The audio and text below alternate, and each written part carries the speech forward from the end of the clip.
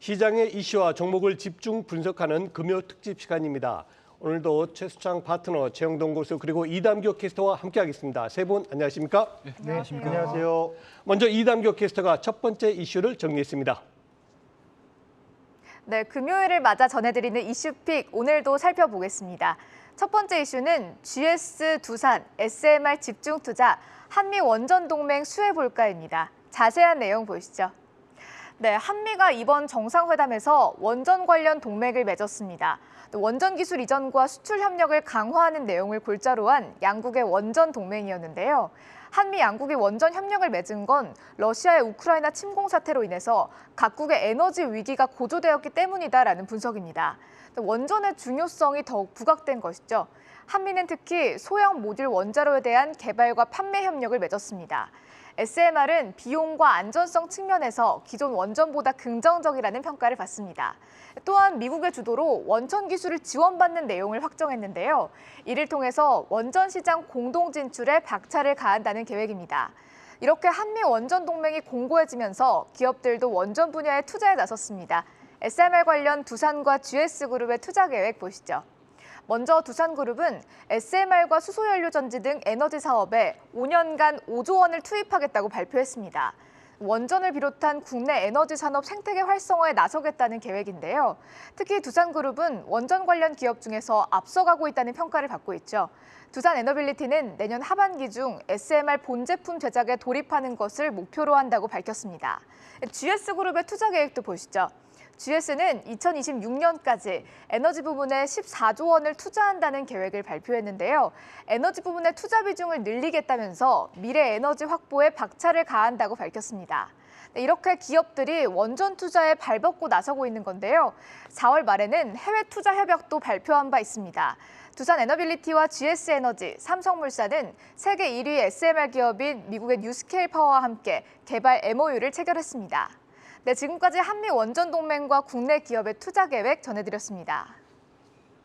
네, SMR 그야말로 최근 투자 시장에서 가장 핫한 이슈입니다. 이 탄소 중립 중요성이 이제 각광을 받으면서 이제 SMR도 주목을 받고 있는데요. 최수창 파트너님, 이 앞에서도 이 브리핑 받듯이 GS와 두산, SMR 관련해 가지고 이 투자가 적극 늘어나고 있어요. 그리고 또 지난해 보니까 이 두산 에너빌리티와 GS 에너지 이미 이제 미국 뉴스케일사 지난달에 이제 개발 MOU를 맺었고 또 이 한미 동맹에서도 이 원전 동맹 선언도 있었는데요. 좀 모멘텀 기대할 수 있을까요?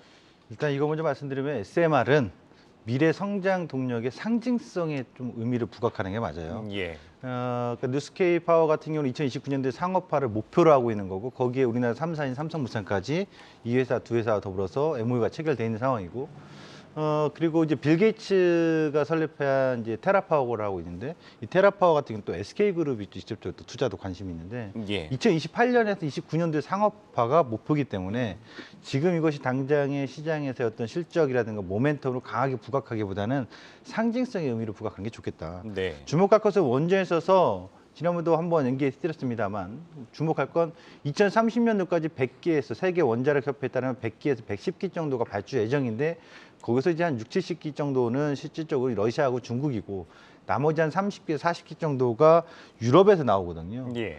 근데 이 부분에서 한미 동맹이 맺게 된다는 점은 상당히 의미 있는 것은 어떤 거냐면 최근에 조사에 따르면 핀란드의 하인킵이라고 하는 1호기 원전이 러시아에서 로사톰 국영기업에서의 발주 원전 운영이었거든요. 계약 해지해 버렸어요. 예. 거기에다가 체코 같은 경우도 원전을 2024년도까지 원료를 받기로 계속 공급적으로 그동안 3, 40년 동안 공급받았던 원료를 2024년부터 해지해 버렸어요. 그래서 터키 같은 경우는 아큐 원전 같은 경우는 제재 대상에 지금 오르고 있기 때문에 실적으로 러시아가 우크라이나 침공한 이후부터는 러시아의 국영기업이 그동안 많은 차관을 비롯해서 제공했던 원전 사업들이 중단되거나 해지되고 있다는 얘기거든요. 그래서 동시에 동유럽 쪽에 안보 동맹이 맺어지면서 원전에 대한 발주가 나올 때마다 예. 실질적으로 러시아하고 중국은 러시아는 이제 탈러시아가 돼버린 거고 중국은 네. 기피 현상이 여전히 심하기 때문에 실질적으로 프랑스와 한국, 미국밖에 없는데 미국 같은 경우는 쓰리마일 섬의 그 원전 사고 이후에 실질적으로 신규 원전이 없었거든요. 네. 그래서 시공 능력에 있어서 한국이 꼭 파트너십이 필요한 시점이기 때문에 향후에 안보 동맹 강화 및 탈러시아가 심화될수록 유럽에서 나오는 발주는 국내 기업들에게 수혜가 될 것이다. 실제로 그런 수주 소식이 하나씩 나올 때마다 모멘텀이 작용할 가능성이 상당히 높기 때문에 앞으로도 원전은 국내에서는 핵 폐기물에 관련된 처리 부분, 해외에서는 신규 원전에 대한 사업 참여 부분을 계속 지속적으로 주목한다면 원전에 대한 어떤 키워드나 테마는 지속적으로 좀 우리가 계속 관심을 갖고 가야 되는 상황이다 이렇게 보시면 될 것 같습니다. 네, 그렇군요. 자, 이번엔 최영동 교수께 여쭤보겠습니다. 이제 원전 산업 발전은 뭐 대세 같은데요. 예. 어떤 관련 기업에 관심 가져야 될까요? 일단은 뭐 원전과 관련된 밸류체인 자체는 워낙 좀 광범위하기 때문에 그렇죠. 뭐 그 안에서 이제 변동성을 좀 취하시는 게 좀 맞지 않나라는 말씀드릴 수가 있을 것 같고요. 다만 이 시간에서 우리가 좀 짚고 넘어가야 될 부분들은 밸류체인 내에서 이제 상단에 위치해 있는 기업들에 대해서 관심을 좀 가지셔야 되지 않을까라는 네. 말씀드릴 수가 있을 것 같습니다. 뭐 저는 개인적으로 이제 원전과 관련돼서 계속적으로 좀 긍정적으로 얘기를 해드렸었고 예. 국내 쪽보다는 이제 해외 쪽에 대한 스토리를 가지고 우리가 원전에 대한 기업들을 좀 투자를 해보자라고 계속 강조를 좀 해드렸는데 일단은 그 안에서 가장 두드러지게 나올 수 있는 기업들은 아무래도 이제 앞서 언급하셨던 두산 에너빌리티 쪽을 좀 보셔야 될 것 같은데요. 예. 일단 동사 같은 경우는 원자로 용기 생산을 하고 있습니다. 국내에서 네. 유일하게 생산할 수 있는 기술력을 가지고 있는 상황들이기 때문에 실질적으로 해외 쪽에서에 대한 수주 모멘텀들이 발생이 됐었을 때 가장 먼저 튈 가능성이 상당히 높다라고 좀 예. 좋을 것 같고 특히 이제 동사 같은 경우는 첫 원전 국내 수출에서도 나름대로 가장 먼저 주요 공급사로 편의를 좀 했었던 부분이 있었기 때문에 예. 주요 공급사로서의 지위가 당분간은 지속이 될 가능성이 상당히 높지 않을까라는 말씀드릴 수가 있을 것 같고요.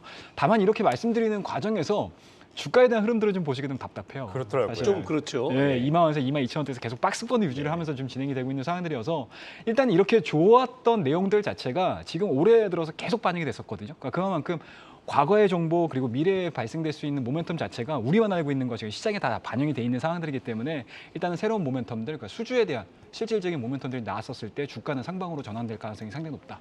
그렇다고 되면 현재 이 종목에 대해서 관심을 좀 가지시는 분들 같은 경우는 현재 지금 주가가 횡보되거든요. 2만 원대에서 예. 2만 원대에서는 지속적으로 좀 주가에 대한 흐름들을 좀 체크를 하시면서 대응을 한번 해보자라고 말씀드리고요.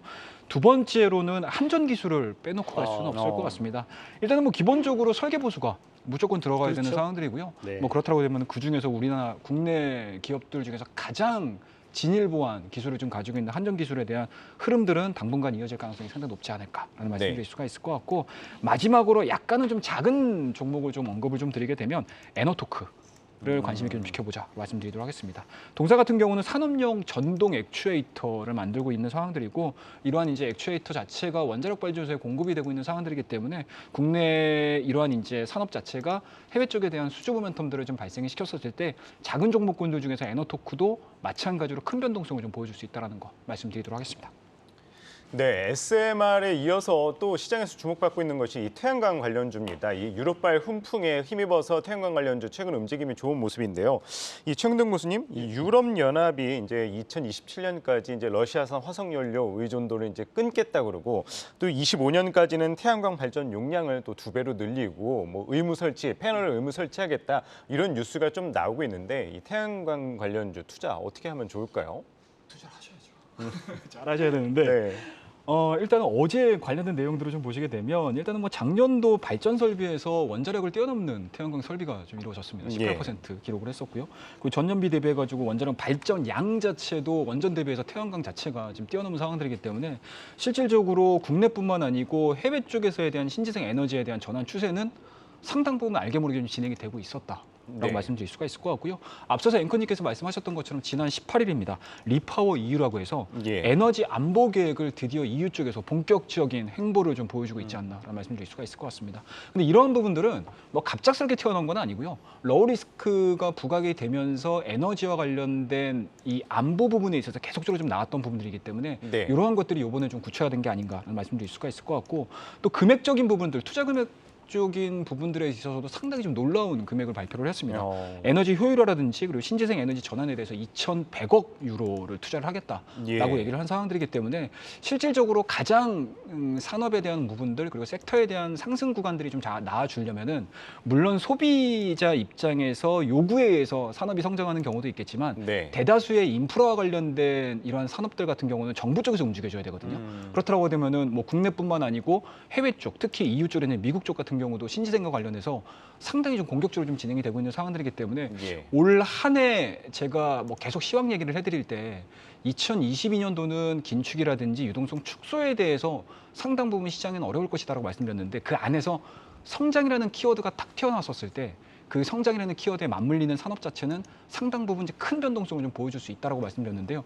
이 성장이라는 키워드가 현재 이 신재생 에너지 쪽에 가장 좀 드러나지 않나라는 말씀드릴 수가 있을 것 같고, 그와 더불어서 EU 같은 경우는 2022년도까지 태양광 발전 용량 자체를 좀 두 배 증가를 하고 패널 설치 부분들도 또 의무화하겠다라는 얘기들도 좀 나오고 있는 상황들이기 때문에요. 예. 부정적으로 볼 거리가 단 하나도 없다 말씀드리도록 하겠습니다. 네, 다음은 최수창 파트너께 여쭤보겠습니다. 이제 태양광에 이어서 수소하고 풍력 관련주는 어떻게 보십니까?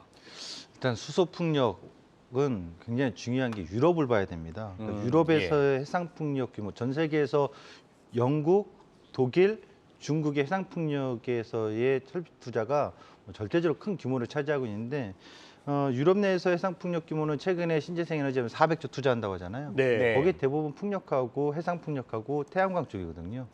그런 점에 있어서 주목을 해야 되는데, 우선 이 자료 하나 볼까요? 해상 풍력의 하부 구조물 형태를 먼저 자료 하나 보시면 좋겠는데, 네. 지금 영국 같은 경우도 그렇고 전 세계적으로 해상 풍력의 규모가 2030년까지 240기가와트를 설치 예정입니다.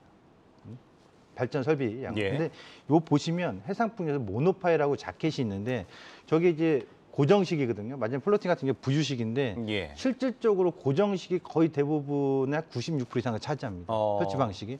그러면 거기서 모노파일하고 자켓이 가장 비중이 많은데, 여전히 자켓보다는 모노파일이 절대적으로 많습니다. 네. 그런 점에 있어서 저 기업을 찾아야 되겠죠. 그래서 해상 풍력에 있어서는 이 모노파일의 해상 풍력 하부 구조물을 하고 있는 국내에서는 세아제강 지주, 그리고 전 세계적으로 독일과 예. 네덜란드가 현재 지금 유럽 내에서 독과점인데, 독일의 EW, 그다음에 네덜란드의 시프트가 두 회사가 독일 내에서는 거의 절대적으로 독과점의 형태로 생산하고 있는데, 이 과정에 있어서 영국 내에서도 이번에 북해 지역에다가 모노파일 형태로 설치를 2030년까지 무려 40기가와트 투자를 합니다. 확대를 합니다. 이 점에 네. 있어서 영국에서 직접 투자하는 부분에서 수혜주를 좀 찾아야 되는데, 국내 기업들의 관심은 삼강 MT랑 세아제강 지주가 될 것으로 보여지는데, 두 회사의 다른 점은 삼강 MT 아까 화면에 보였듯이 자켓 쪽이고요. 예. 모노파일 쪽은 세아제강 지주라고 보시면 되겠습니다. 그리고 이 풍력 관련돼서는 유럽 외에도 아시아 쪽에서도 남중해 쪽에서도 많은 투자가 이루어질 것으로 주목이 되고 있어서 예. 향후에 풍력은 확실히 더 큰 규모의 투자가 늘어날 수 있다는 점 주목하시면 좋겠고, 수소 부분은 요거 한 가지가 최근에 이슈가 있습니다. 이번 달에 글로벌 수소 어베전스라고 해서 한국, 미국, 영국, 독일 이런 기업들이 국가들이 한 18개 국가가 참여했는데, 예. 아직은 수소는 태양광이나 풍력에 비하면 투자 규모라든가 이런 부분은 상당히 좀 미비하다. 네. 어떻게 보면 이제 막 시작하는 병아리가 이제 아래에서 깨어날까 말까는 그 정도 수준인데, 국내에서는 또 수소가 좀 빠르거든요. 그래서 국내에서도 앞으로 수소 충전소 확충 부분이 있어서 일정 부분 수혜는 있겠습니다만, 아직 전 세계적으로는 수소의 부분은 좀 약하다, 이렇게 좀 보시면 좋겠습니다.